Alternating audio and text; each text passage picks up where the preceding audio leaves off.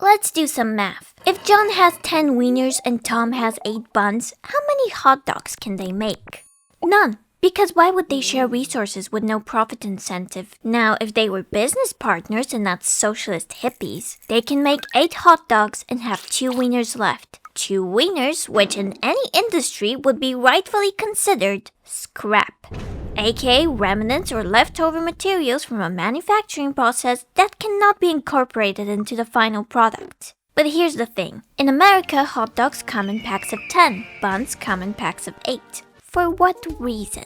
As if there can be any hot dog making margin of error as big as 2 whole tubes of homogenized pork. Today we investigate in what is the third and final part of the Poopy Show Wiener trilogy. It is unclear when people first said, "Fuck it, meat inside intestine." But most agree that the sausage was born out of necessity and is the natural outcome of efficient butchery. That's because meat couldn't be refrigerated, so it had to be cured in order to last longer. And it had to be compact in order to be stored more easily. Also, thanks to a sensible desire to use every part of the animal, sausages were primarily composed of just some bullshit. The culinary term for just some bullshit is force meat. Now, in my personal opinion, any meat humans eat is technically a sausage. That's because even the most expensive steak will just get pulverized by our in-house butcher, aka the stomach, and get sent to the small intestine for nutrient absorption. Digestive sausage. But it's believed the ancient Mesopotamians were the first to figure out a way to stuff a lot of bullshit meat into a snug vessel. The process was pretty clear-cut, and I bet your mom knows a thing or two about it. Oh yeah! But perhaps because it was so convenient and straightforward, nearly every country has some form of sausage. There are many varieties, but the best way to categorize sausage is by asking, how much blood is in this sausage? What spices are in this sausage? What do you mean the main ingredient in this sausage isn't even meat? And why on earth would you make this into a dessert? Some extreme and odd examples of these categories are andalet,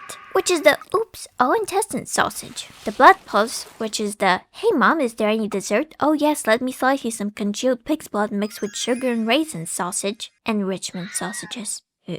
Germany is the home to 1,500 different sausage varieties. The Frankfurter first appeared in the 14th century, but the now more popular Wiener was created in 1905 by Johann Georg Lahner, a butcher who clearly feared no god because he took 2 of the Lord's creations, the pig and the cow, stuffed them inside a sheep's intestine, and dared call it a Frankfurter. Everyone hated that because Frankfurters were pork sausages made in Frankfurt. Johann was a Bavarian butcher who, yes, apprenticed in Frankfurt, but then moved to Austria and put beef in his sausages. This was the German sausage equivalent of putting heavy cream and ham on spaghetti and calling it carbonara in front of an Italian. So, Johann changed the name. He called his creation Viennese sausages, or wieners. But how wieners became American hot dogs is a more complicated story. In the 1800s, German immigrants came to America in search of land and freedom. They brought with them sausages, sausage dogs, and a love for day drinking outside. Because the dogs and the sausages look similar, German immigrants themselves marketed the wieners as dachshund sausages, the actual names Frankfurter and Wiener being used interchangeably, which probably made Johann quite happy. Prominent hot dog historian Barry Popick explains that the dachshund sausages became known as hot dogs most likely because college students called the wagons selling the wieners dog carts in the late 19th century. Popular vendors like Anton Feuchtwanger marketed the sausages as red hots, and at some point the 2 handles probably just came together. There is talk of the full name first appearing on a cartoon illustration of a dachshund inside a bun captioned, "Get your hot dogs," but that cartoon is pretty much lost media. And similarly, the topic of who invented the bun is also highly disputed. Initially, the sausages were most commonly sold either wrapped in wax paper or napkins, but because they were extremely hot, some vendors lent customers thin cotton gloves so that they wouldn't get burned while holding the sausages. The problem with that was, well, a lot of people wouldn't bother returning those gloves. That's why Anton Feuchtwanger started selling the wieners inside special buns that his brother-in-law created. He claimed to be the first person to come up with a bun specifically designed to accommodate a hot sausage. But many historians now agree that nobody can be credited as the first or sole inventor of the cylindrical gluten sausage receptacle, since bread was just an extremely popular and frankly straightforward solution to glove theft.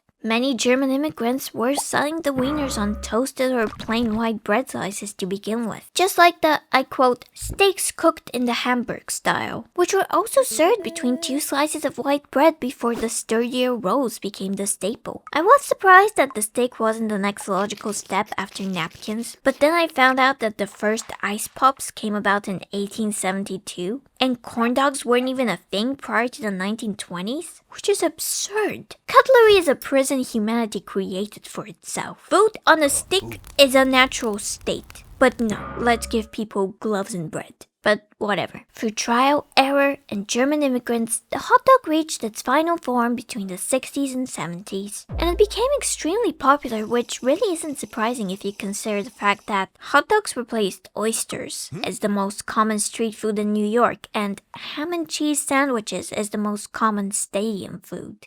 But yes, the hot dog was immediately so well loved that during not one, but 3 financial panics, it made people millions. Now we can get on with the second part of the video and talk about the founding fathers. The first prominent apostle of the wiener was a German baker called Charles Feldman. He started selling his own version of wieners inside milk buns in 1867 out of a pushcart on Coney Island. However, by the 1890s, Feldman owned 10 restaurants and a beer garden, which is honestly pretty much how Flash games made me think that life works. In his first year, Feldman sold 3,684 Dachshund sausages, but just 30 years later, he was selling hot dogs to 5 million people and owned one of the biggest restaurants in America. Step aside, PewDiePie, this guy here is the most successful hot dog vendor. Isn't it cool the stuff you can achieve when nothing has been invented yet? Like, I could have come up with a cylindrical thing of bread that can accommodate a cylindrical thing of meat. To be an innovator in the hot dog industry now, you gotta figure out a way to make the wiener into Dubai chocolate, and it's gotta have to know how to jerk you off. Either that or sell hot dogs out of blind boxes. Nobody steal that, by the way. Feldman's accomplishments gave birth to another, perhaps even more famous success story. Nathan Handwerker was a Polish immigrant working as a bun slicer in Feldman's New York beer garden in 1912. He made $11 a week, and after 4 years of slicing and selling hot dogs, Nathan had enough saved up to open his own hot dog place. Nathan's Famous. Of course, he didn't call it that right after opening the stand. It didn't really have a name, but he sure did make a name for himself rather quickly. Hot dogs were only a nickel at Nathan's stand, making them 2 to 5 cents cheaper than other wiener places, including Feldman's. That's like at least 60 cents cheaper in today's money. Other hot dog vendors weren't happy about that and allegedly spread bad rumors about the quality of Nathan's sausages. And with the wieners being so cheap, people were convinced that they were probably made of horse meat, which at the time was about half the price of beef. Because of these rumors, Nathan needed a way to assure customers that he was selling high-quality pork and beef sausages. His solution? Nathan borrowed coats and stethoscopes from a local hospital and then hired people to wear them while eating hot dogs in front of his stand. Because, you know, doctors were like the OG food influencers. If a doctor is eating it, it must be good for you. Nathan's Famous really had all the boxes ticked for becoming an American institution. Penetration pricing, grandma's secret recipe, deceptive stunt marketing, unabashed gluttony, and lying about certain aspects of your product using clever wording. Since Nathan marketed his sausages as kosher style, not kosher, because they weren't. Like how some common grocery store items will be labeled cheese product and not cheese, because they don't actually meet the legal requirements to be called cheese, which I now view as just a missed opportunity to call something cheese style. The final father of the hot dog was Oscar Mayer, and his story will uncover the mystery of the 2 extra wieners. Oscar Mayer was a German butcher who sold his wieners to local stores. His first innovation was this: a yellow band which he could put around individual hot dogs that let people know that they were Oscar Mayer's high-quality handmade wieners. He first started doing this in 1929, making him one of the first people in America to brand their meat. But most important of all, his company invented the first industrial hot dog machine, which Oscar Mayer called the Wiener Tunnel. That is coincidentally what people at the time were calling your mom. Meat comes in and 1 pound of wieners already packaged comes out. 1 pound of 1.6-ounce hot dogs. In other words, 10 hot dogs. 10 to the pound. On the other hand, commercial bakeries have standardized trays that hold 4 buns. It's the most efficient way to bake them. Either 4 or 8 go in a bag. Adding 2 extra buns to make packs of 10 would require a whole new step in the packaging process or redesigning machines that have been running like this for decades. So just 2 extra buns means changing everything basically. So it's not really a scam, just the New England style hot dog buns were also intended for making po' boys or lobster rolls. Hot dogs were very popular in places like New York and LA, but clam or lobster rolls were definitely the more popular sandwiches in New England. So there you have it. History of the hot dog. One of 1,500 German sausages that made American history. Yeah, making millions by selling hot dogs. That's what the American dream is all about, and also what President Bush hot dog stand, the Flash game, is also all about. Now before I finish this video, important announcement. Gamer Subs have been a sponsor of the Poopy Show for 2 years, and right now they're doing their biggest sale of the year, where you can use my code Poopy for 10% off. You can buy any tub and get a shaker for free.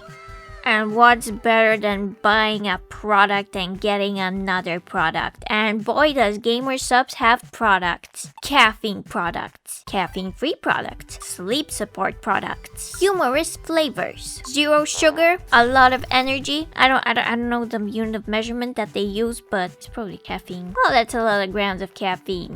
And for like only 40 cents per serving. And now you can get like 100 servings and a shaker with an anime girl over the age of 18 on it. The bra color changes based on what you're drinking. My personal favorites have always been mango meta and pina colada. Great flavors for summer. Again, use code Poopy for 10% off. Buy a tub, get a free shaker. And if you don't know if you're gonna like it, you can always get some free samples. Gamer Subs. Energy for gamers that play President Bush hot dog stand. Yeah, okay, bye.